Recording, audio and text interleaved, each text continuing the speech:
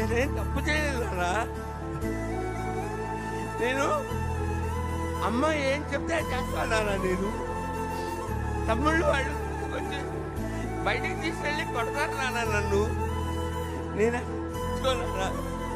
నాన్న ఇంట్లో నుంచి బయటికి పంపించేది నాన్న. నీకు ఉంటుంది నాన్న.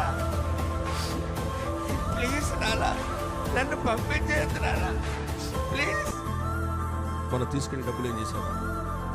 మొన్న ఇంట్లో నుంచి తీసుకెళ్ళే డబ్బులు ఏం చేసావు? చెప్పడాలు గురించి చేస్తాను. ఎన్నెన్ని సహిస్తాను?